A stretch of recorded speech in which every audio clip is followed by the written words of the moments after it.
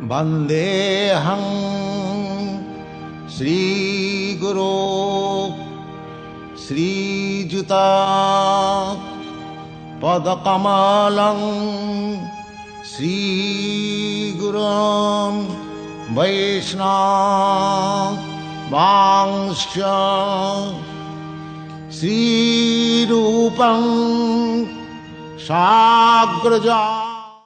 Lesson 11, Guru Tyaga, rejection of the spiritual master. This is a very, very difficult topic to handle. There are two dangers in handling this topic.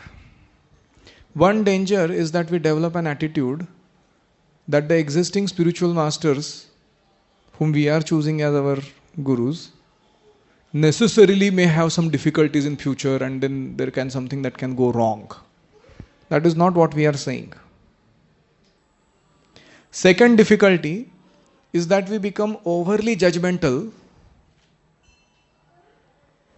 of pure devotee spiritual masters and thus bringing them down to mundane level just because they don't fit our understanding of good behavior.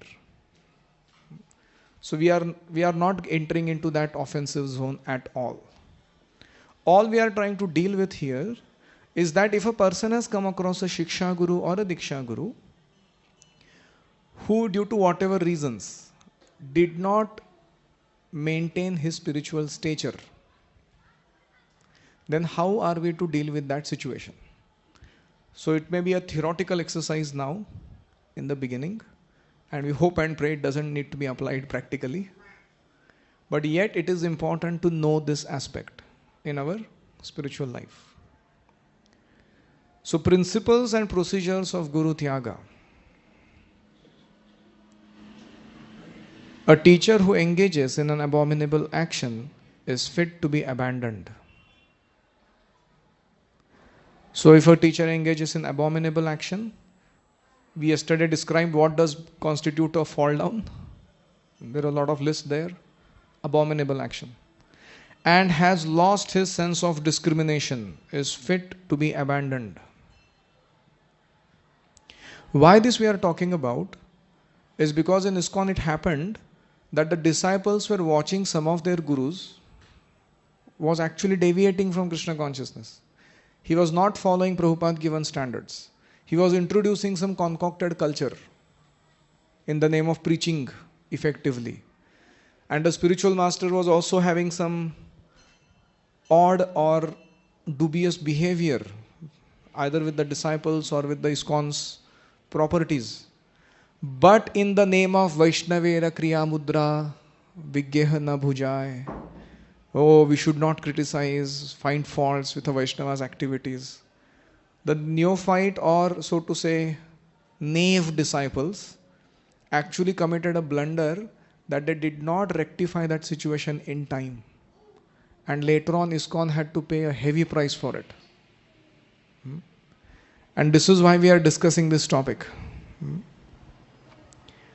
So one who has lost his sense of discrimination or has engaged in abominable action is fit to be rejected. Spiritual master is liable to be rejected if he proves himself unworthy. Recite the shloka. Gurorapi avaliptasya karya karyam ajanataha utpatha pratipannasya parityago vidhiyate. So it is utpatha, it is not upatha.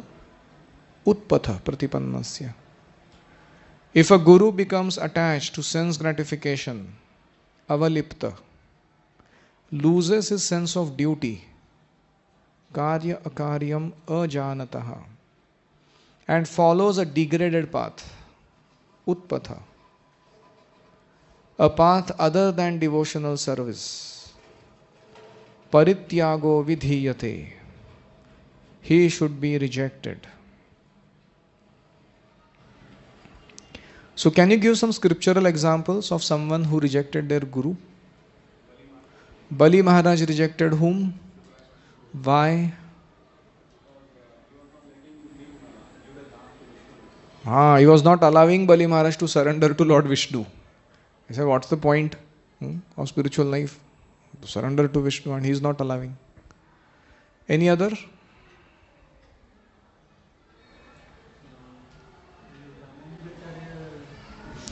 Ramanujacharya had an earlier guru, Yadava Prakash. What was he doing? He was preaching Mayavad. He was very greatly offending. Kapyasam, that verse. He was comparing the eyes of the Lord to the back of a monkey. And Ramanuja became so disturbed. He cried tears and he thoroughly defeated his guru, so-called Mayavadi guru.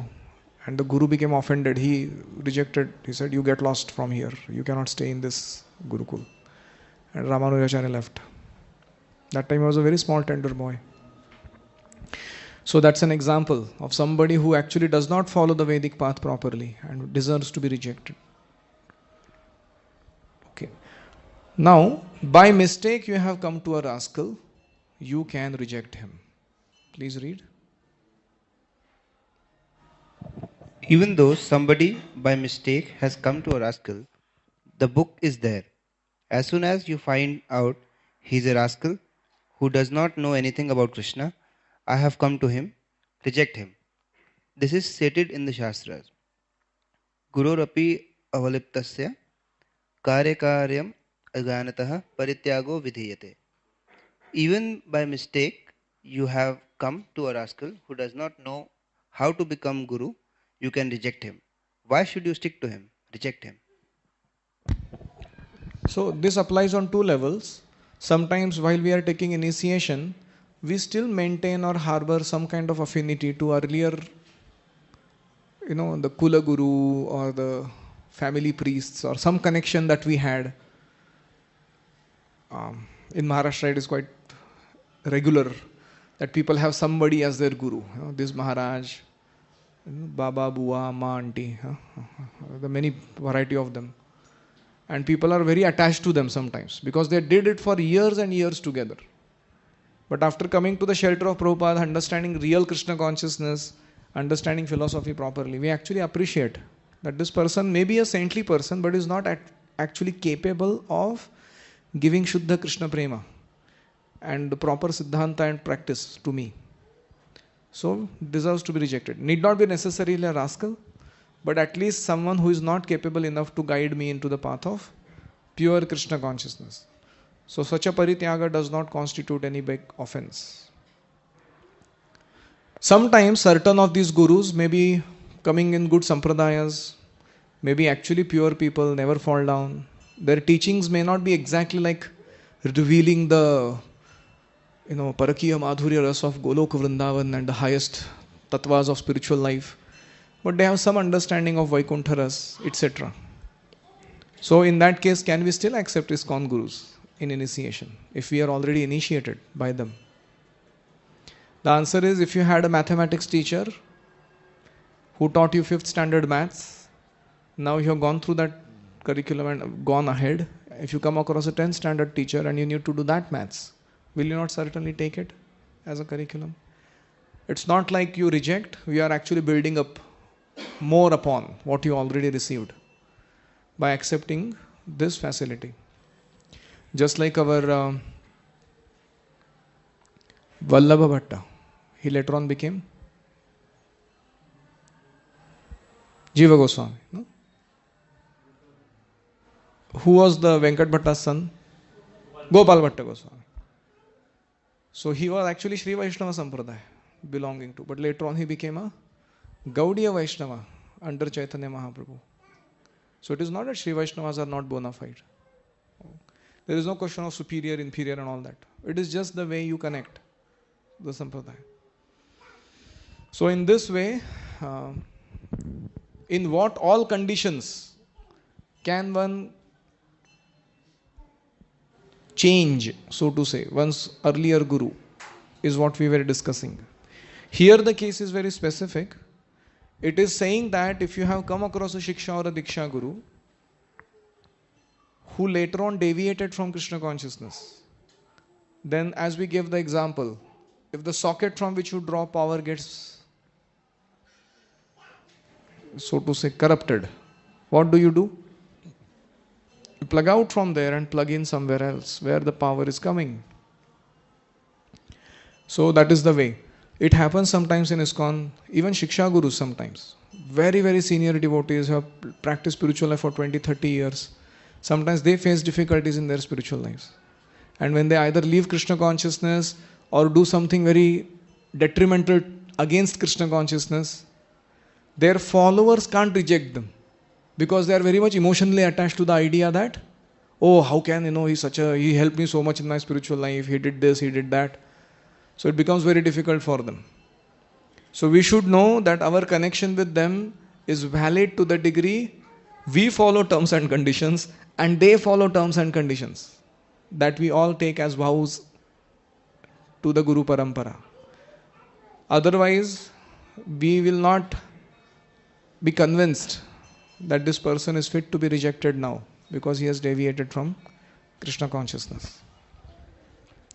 So there is a question there. How does ISKCON protect disciples in the case of a guru who proves himself unworthy of that position? How does ISKCON protect? Exactly. There is some other guru, either by, there is no such an appointment, but just by the inspiration that he offers. There is an arrangement by which the people who suffered the loss of their guru can actually reconnect with a bona fide spiritual master. So that is one facility. What else?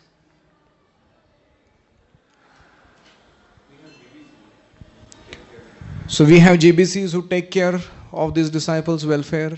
They look into the matter and provide for their spiritual and otherwise nourishment and protection. Don't leave them in air. What else?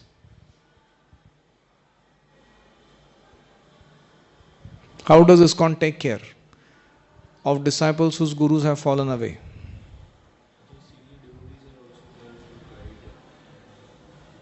There are other senior devotees who continue guiding them, sheltering them in spiritual life.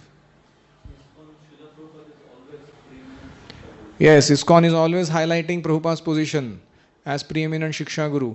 That shelter there is no question of becoming hampered. That connection. So we always emphasize our connection with Prabhupada and we carry on. Because the Guru, when he gave Diksha, he was in good standing. So that connection is valid with the Parampara. It is not invalid. But now that he has gone away, we continue our Shiksha with Prabhupada and other seniors. Yes. Re-initiation. ISKCON offers the facility for re-initiation. So after taking their own sweet time to choose who they would like to have as their spiritual master, such candidates can also request for re-initiation. Yes. So we had our Bhakti Bruhat Bhagavat Swami.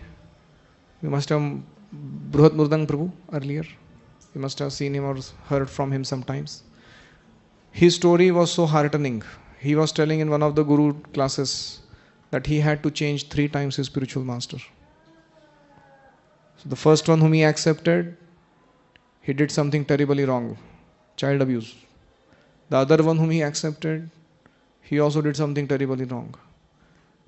And the third one that he accepted now, he is in good standing, very powerful personality, pure devotee spiritual master, and he is going on his spiritual life. So in that kind of situation, somebody may lose all their faith in Krishna consciousness, all their credentials in ISKCON.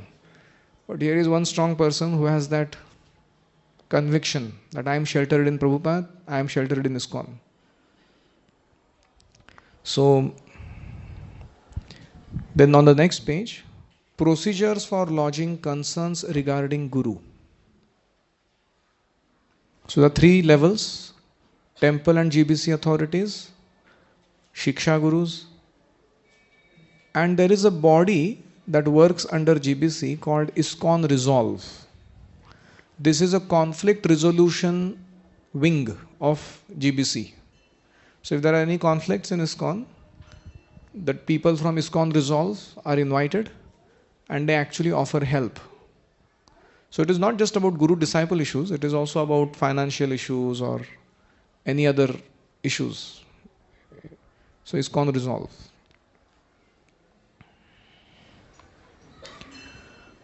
This obviously means that we saw what all constitutes fall down, and if we are observing some symptoms like this, even in our superiors, we should not be naive, or so to call it, chodo yaar, who will take all this trouble, of going through the rectification of the situation. No. If we really think about the welfare of the larger ISKCON, and that ISKCON needs to be protected, it is good for us to report such things if we observe some deviation. You agree with what I am saying? Or is it that, oh, that devotee is so senior, he brought me in spiritual life, there are so many things emotionally connected and interconnected, and it will not be good, they may misunderstand me, tomorrow so many things may go wrong. We can have worries like that. So one of the ways we already told you is write anonymous letter. Ombuds, they call it. Ombuds means you give your consent to a person who escalates it to a concerned authority and takes action without allowing your name to come in picture. That is called Ombuds system. So in our temple, any of the vice president board members or any of your Shiksha Gurus that you have faith in, you can tell them that please address this issue with the superiors. So each one watch one while being watched by one. So of course, this is not to say that we have to live under some kind of fear or kuch to gadbad hone hi wala hai. We don't have to be in that mode. Things are wonderful. Everything is going very nicely by Krishna's mercy. This is just a input or a caution that we should know how to deal with such situations without becoming unnecessarily disturbed in spiritual life.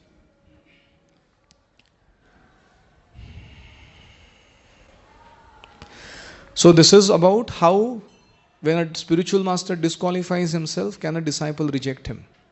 Now let us discuss another case where spiritual master has not fallen away, he has not done anything wrong, but the disciple has developed some hatred, some misunderstanding, some ego problem with the guru. Then can at such a time the disciple reject him? When the guru is in good standing? No. So that is the next part. If you give up the company of the spiritual master, that is not good for you. But when one leaves a spiritual master, the spiritual master, there may be some reason. That reason is also given in the Shastra. Gururapi avaliptasya karya karyam ajanata. Karya akarya. If the spiritual master doesn't know what is actually to be done, what is actually not to be done, and he acts against the rules and regulations of the Shastra, then such spiritual master may be given up. But so long you do not find the spiritual master is doing against the principles of Shastra or Guru, then if you give up the company of spiritual master, that is not good for you. That is your downfall. Srimad Bhagavatam 1.16:36. So I hope the point is clear.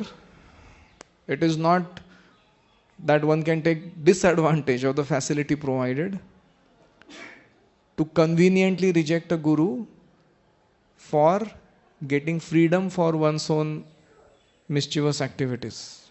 That is not what is the point. Next, as long as your mantra guru is present, you cannot go elsewhere. One day Srila Gadadhar Pandit reveals to the Lord his reason for wanting reinitiation. He said, I have revealed my Ishta mantra, the mantra of one's worshipable deity, that I received from my guru to an undeserving person, and since then my mind is disturbed. My Lord, you kindly reinitiate me with the same Ishta mantra, then my mind will become jubilant again. The Lord replied, Be very careful that you do not commit any offense to your Guru, the one who instructed you on the Ishta mantra. As long as your mantra Guru is present, you cannot go elsewhere or even come to me. This would jeopardize the spiritual life of both you and me.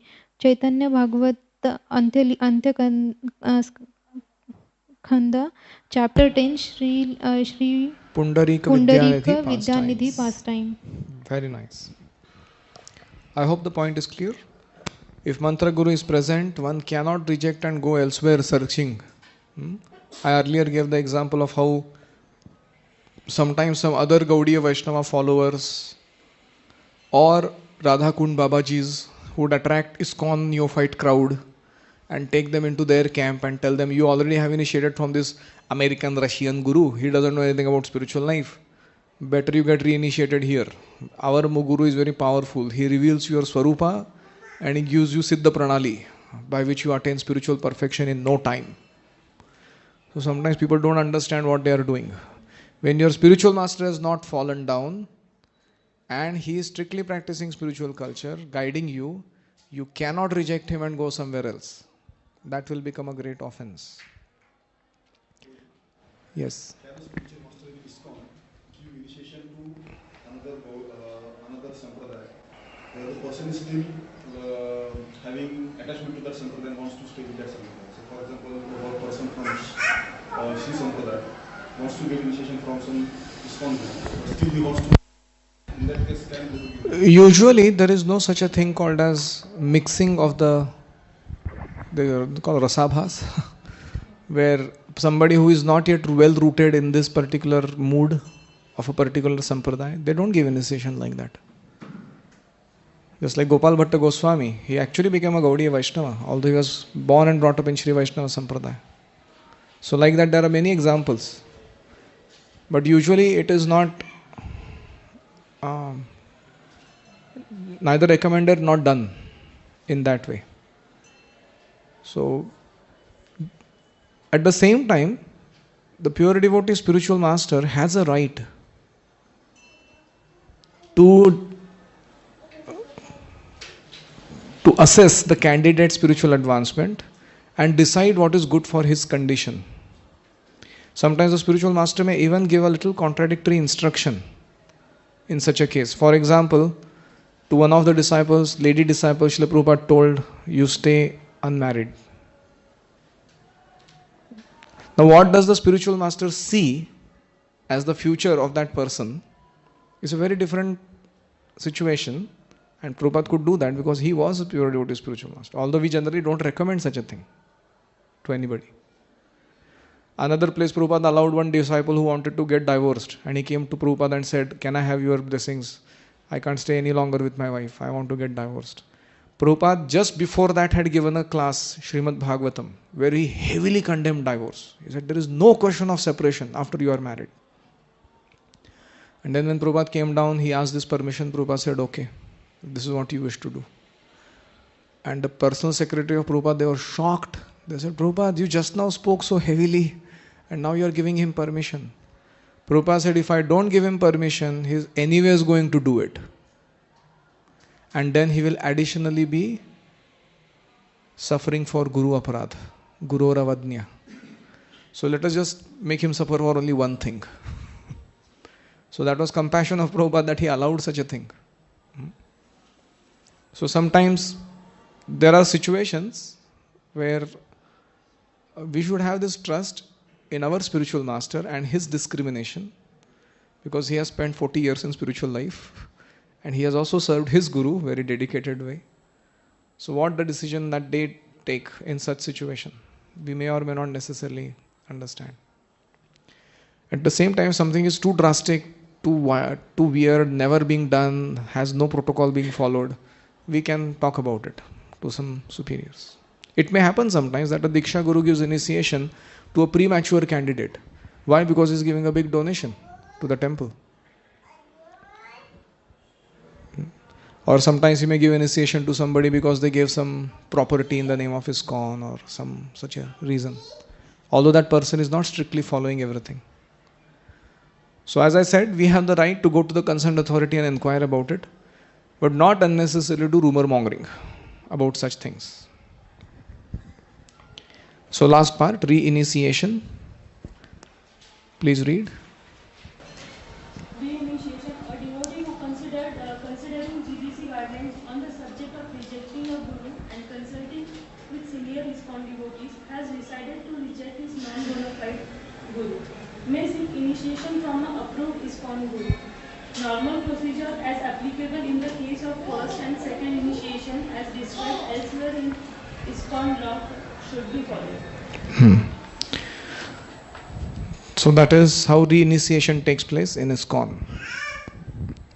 List ways a disciple can continue to be connected with Prabhupada, the Guru Parampara, and ISKCON in the case of Guru Tyaga before being reinitiated.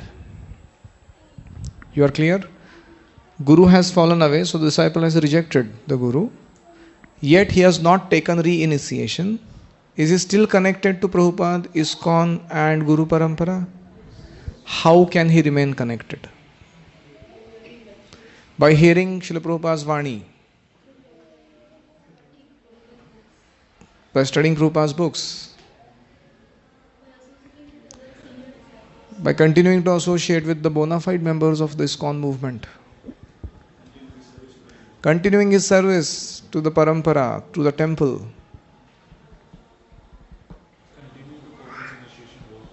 continuing to follow his vows that he took at the time of initiation. Very good. Please always try to remember me by my teachings, and we shall always be together. Just like I have written in the first publications of Srimad Bhagavatam, the spiritual master lives forever by his divine instruction, and disciple lives with him. Because I have always served my Guru Maharaj and followed his teachings, I am now even never separated from him. I am now even never separated from him. Yes, question.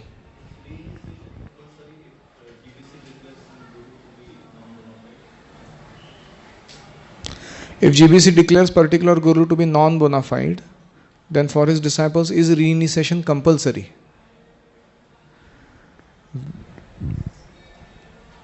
This non-bona fide needs to be addressed in terms of what it is. So there is a managerial dissension or there is a spiritual dissension that needs to be clearly defined. So in general, our understanding is that if GBC is rejecting somebody, there must be some serious difficulty in their loyalty to Prabhupada and also in their loyalty to spiritual practices that they maintained. So, in most cases, I would say that it is recommended that such candidates take reinitiation. The entire thing itself comes from GBC. Somebody says, somebody reports about a certain issue with the guru, and then it has to come from the GBC that okay, this is, you can actually reject the particular group. So, like, how does these two differ? The GBC marking somebody as non-bona fide, or the disciple accepting him to be non-bona fide? Are these two different things? The basic point we are trying to emphasize here is that Prabhupada is in charge in terms of Shiksha and what happens in ISKCON. So, if the Guru has been claimed to be unbona fide by the GBCs, it's usually because the Guru did not follow some of the teachings of Prabhupada or his example, or did something that went terribly against ISKCON. As we earlier studied that bigger structure where we are like a big interconnected family, and how the Guru has to be accountable to GBC and to thus to Prabhupada, because Prabhupada wanted everyone to follow the GBC. So as long as the GBC members are bona fide and are really following spiritual culture, you and I should not have unnecessary feeling in our hearts that what is this, that they have rejected somebody. So they must have thoughtfully done it. So we should have that much trust in them. At the same time, as I said, the person who came and gave us the connection with Parampara may or may not retain his spiritual stature, but that does not disqualify us from practicing spiritual culture. This point should never be forgotten. Sometimes people become so disheartened that abhi sab khatam ho gaya, there is nothing that I can do about it now, and they become kind of disconnected. So that is the basic point we are trying to emphasize through this discussion. Till now we talked about rejecting a guru where we are still feeling that after rejecting a guru he is gone away from ISKCON. But suppose a person who feels he tries to rectify his mistake, he feels that he has gone under some mistakes, he has done some mistakes, he wants to rectify and join back to the ISKCON. In that case now he was a guru, now he fall down, and now he again comes back and wants to rectify his mistake and surrender to Srila Prabhupada. So in that case, what will be the dynamics? Well, the GBC will decide. Which means that somebody was a guru, he fell down, and the disciples also rejected him. After a while, he comes back to ISKCON. He reinstates himself in spiritual practices. As Krishna says, sadhureva samantavyaha. If he samyak vyavasito hi saha, he appropriately engages himself in spiritual practice. And he reinstates himself at least spiritually as a follower of Prabhupada. We are not talking here about spiritually as a guru, back again. So usually the breach of trust that happens in such a situation won't allow the disciples to invest similar faith back again into the person. Usually. Even if GBC were to endorse it, saying that no, now everything is fine, still people will have difficulty. That's how your heart is. You give it fully, and if something goes wrong, it is very difficult to again repose the faith. So these are matters of trust. So let's leave it at that such a thing may or may not happen. Question. Is it like my to reinstall my understanding? Our faith, dedication, and belief on Srila Prabhupada and GBC and the ISKCON body as a whole should be higher than to the spiritual master and the... I said it is both ways. It is not either or.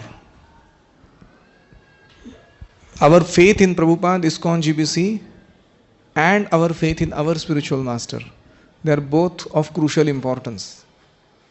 If we overemphasize one or the other, we actually become weak in our position, in our connection. All that we are talking about is if the guru fails to reciprocate to Prabhupada, GBC and the Parampara, in that situation our faith should always lean on this side.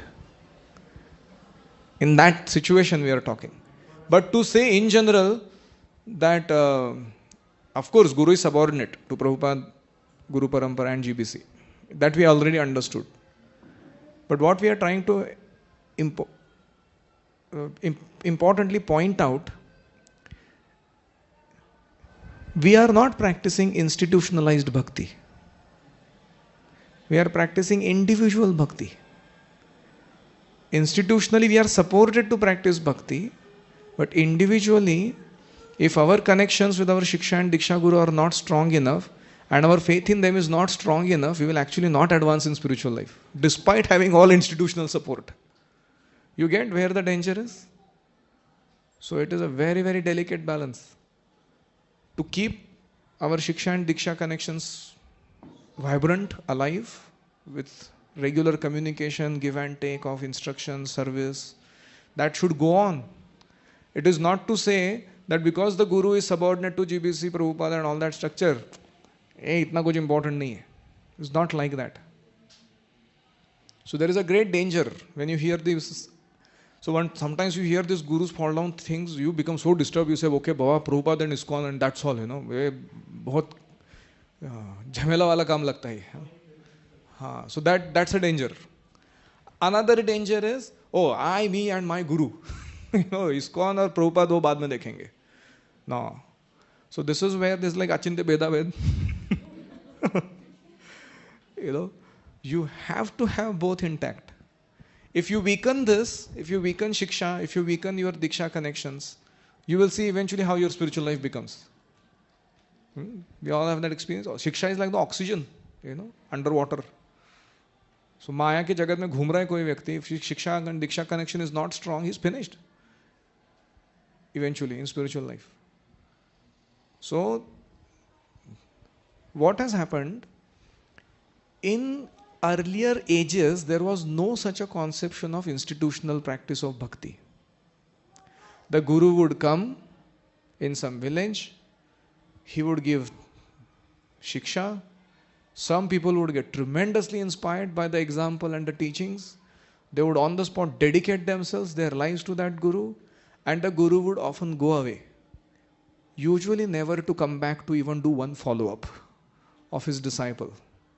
But the disciple would live his life of dedication and purity to that Guru and lay down his life for following those instructions. So that was Vedic culture. How people were. अभी ये कलियुगा में उसको रोज जाके counselling दो, समझाओ बुझाओ, उसको प्रसाद खिलाओ, उसको सारे उसके नाटक, उसके बाद बोले ठीक है अभी उपकार के रूप में तुम्हारे लिए मैं स्पिरिचुअल लाइफ फॉलो करूंगा अभी. So very terrible situation has come. So there was no such a thing as institutionalized bhakti. No acharyas in those days used to establish an institution in Vedic culture. That's why these questions don't arise. You understand? So there is no such a thing. First of all, Acharya will never fall down, unlike in Kali Yuga. Second is, the connection would be so strong, like Prabhupada met how many times Bhaktisiddhanta Saraswati? He says 4 or 5 times I met. And in that 4 or 5 times, the whole essence of the Parampara's teachings and all the further development of it was transferred. What kind of personalities these are? हम लोग इतने बारंबार मिलते हैं, बारंबार श्रवण करते हैं, फिर भी हमारा माया के प्रति आकर्षण क्षीण नहीं होता. So that is Kali Yuga product. So we have to consider these both sides.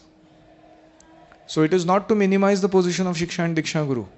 To say that, anyways, these people are subordinate to Prabhupada and GBC. So that is not to say that you can minimize their position in your heart. They are important people. At the same time, if they do something that goes against Prabhupada's teachings, ISKCON's or GBC's common interest of the whole institution of ISKCON, then it will not reflect good. Because in long range, if they, having separated us from ISKCON, if they also fall down, then where will we be? So better that we remain sheltered in Prabhupada and support our connection with Prabhupada. I hope both is clear. If you can get this one point, you got the whole ISKCON disciple course. It is like that. Otherwise you may keep thinking, "Arey, ye to kuch alag hi tha." Yes. Guru has written some books, and later on he becomes not qualified.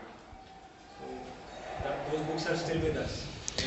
As I said, the teachings of the Guru when he was in good standing, or the Diksha that the Guru gave when he was in the good standing, does carry transformational effect on the people who associate with them. Because it was done all in the good standing. It's obvious. We are talking here about after deviation, what to do. So then we neither recommend to others nor we follow ourselves. Is that okay?